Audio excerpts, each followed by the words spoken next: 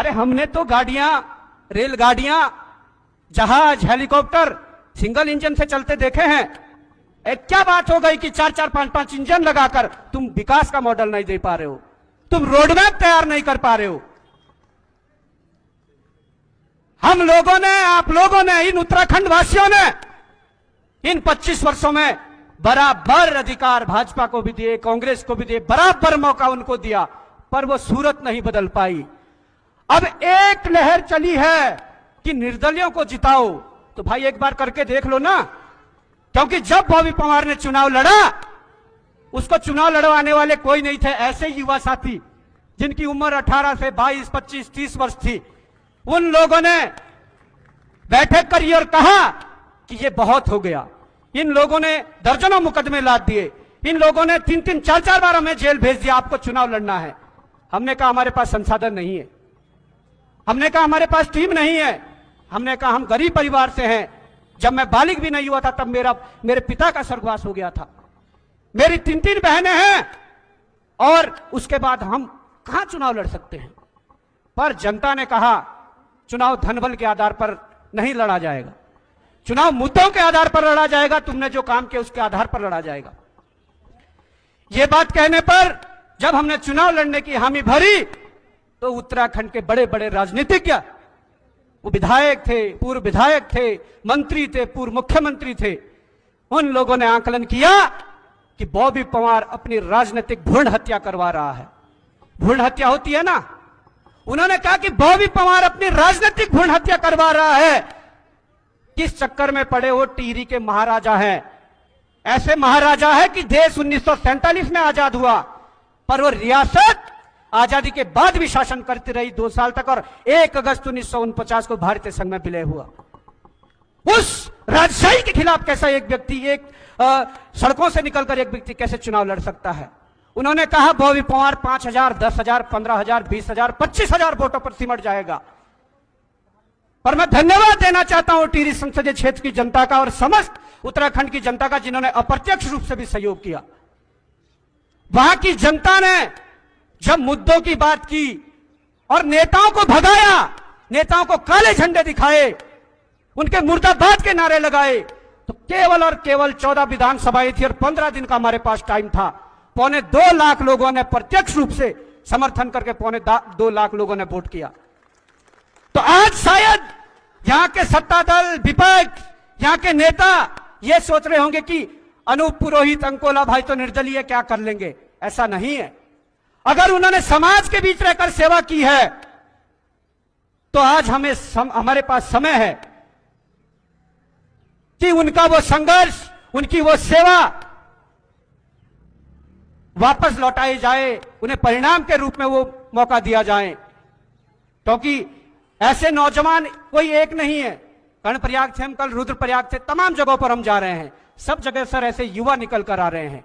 और अगर ऐसे युवा निकल कर आते हैं तो निश्चित तौर पर जो 25 वर्षों में नहीं हुआ, जो 25 वर्षों में हमारी कांग्रेस भाजपा नहीं कर पाई, वो ये युवा साथी, ये युवा टीम करके दिखाएगी। इसको आपको विश्वास करना पड़ेगा।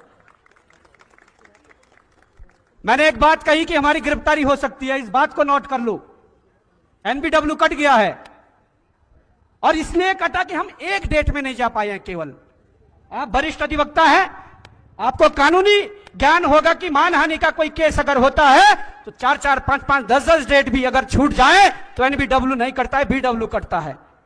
पर सीधा एनबीडब्ल्यू काटने के बाद अगर इस प्रकार की ये तानाशाही करना चाहते हैं, तो मैं ये भी कहना चाहता हूं कि इनको करारा जवाब देने का समय आ गया है। आज हम पे मुकदमे लाते हैं, कल आपका बच्चा अगर अपने अधिकार की बात करेगा, उस पर भी मुकदमे लादने का काम किया जाएगा। ये इस प्रदेश की, यहां के नेताओं का चरित्र है। आज बड़ा अच्छा लगा, आप सभी बुद्धिजीवी लोग, हमारे युवा साथी बड़ा संघर्ष करते हैं, बड़ी मेहनत करते हैं, 8-8 घंटे लाइब्रेरी में बैठकर, कोचिंग में बैठकर, घर में फिर पढ़ते हैं, पर उनके सपनों का जो उत्तराखंड है, वास्तव में वो उत्तराखंड नहीं बन पाया। बहुत सारे मुद्दे हैं, मुद्दे गिनाने लग जाऊं तो मुद्दों की बौछार हो जाएगी, परंतु हमें यह उम्मीद है कि आज इस मंच से ये हम संकल्प लेते हैं कि अगर अनूप पुरोहित जो हमारे अंकोला भाई है, इन्हें आप चुनकर भेजते हैं तो इनके साथ ये टीम हमेशा खड़ी है। अगर शासन में कहीं काम रुकता है, सचिवालय में अगर कहीं पर इस स्तर पर काम रुकता है, तो उनके साथ संघर्ष के साथी हम भी होंगे। और एक बात और कहना चाहूंगा अंकोला भाई, आप चाहे तो अपने मुखार बिंदु से उस शब्दों को जनता के बीच कहना।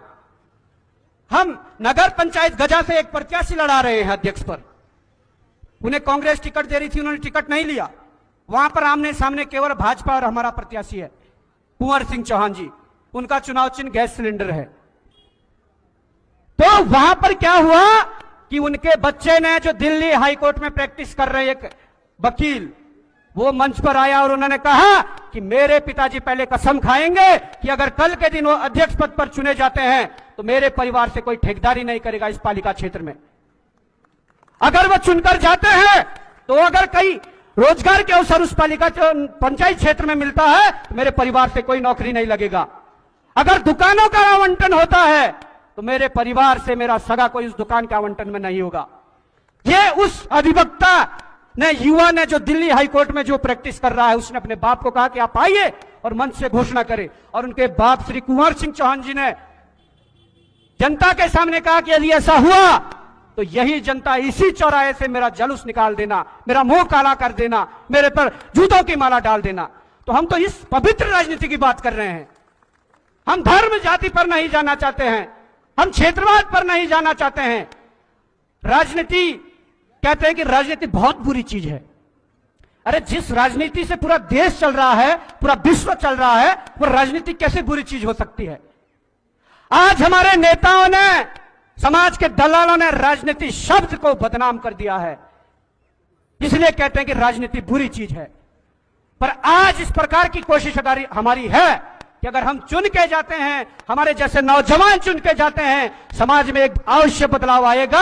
वो अपने लिए नहीं, वो समाज के लिए जिएगा, ये हमारी कोशिश है। इसी क्रम में हमारे कुमाऊं क्षेत्र से कई अध्यक्ष प्रत्याशी लड़ रहे हैं, जहां हमारा 2-3 दिन का आगे का टूर है।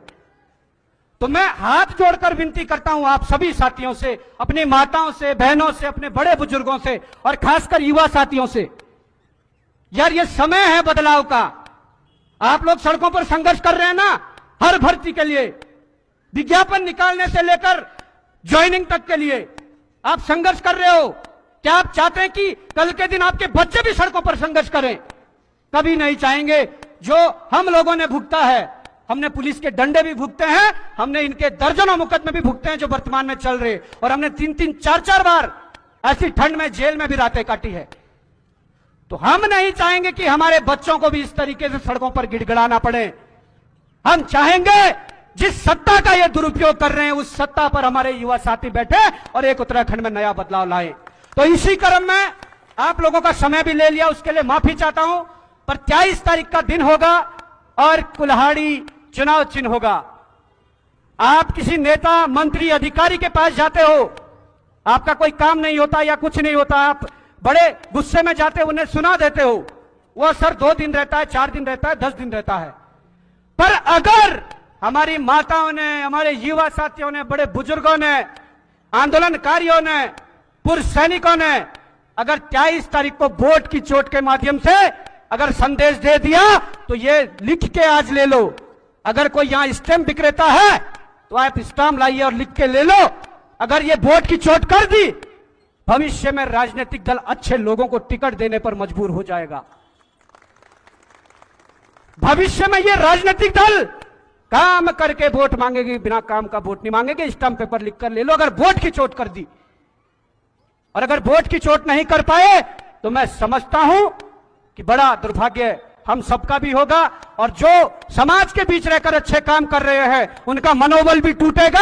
और कल के दिन आपको जब जरूरत पड़ेगी, तो वो नेता देहरादून अपने फ्लैट से बाहर नहीं निकलता है, दिल्ली से यहां नहीं आते हैं। आपके समाज के बीच संघर्ष करने वाला समाज से भी आपका पहला सहयोगी होता है। तो ये उम्मीद मत रखना कल के दिन कि अगर अंकोला जैसे समाज सेवी को तुम हरा दोगे, उन्हें विजय नहीं करोगे, तो ये बिल्कुल भी उम्मीद मत रखना कि अंकोला जैसा समाज सेवी आपके बीच आएगा और आपकी सेवा करेगा। ये लड़ाई सीधी लड़ाई है, ये लड़ाई धर्म की लड़ाई है। इस धर्म और अधर्म की लड़ाई में आप लोगों को धर्म को चुनना है। तो इन्हीं शब्दों के साथ पुनः भगवान गोपीनाथ जी के चरणों को नमन करते हुए, उन्हें प्रणाम करते हुए आप सबका धन्यवाद देना चाहता हूं। जय हिंद, जय भारत, जय उत्तराखंड। और अभी साथियों ने अवगत कराया है कि एक रैली यहां से मंदिर तक जाएगी,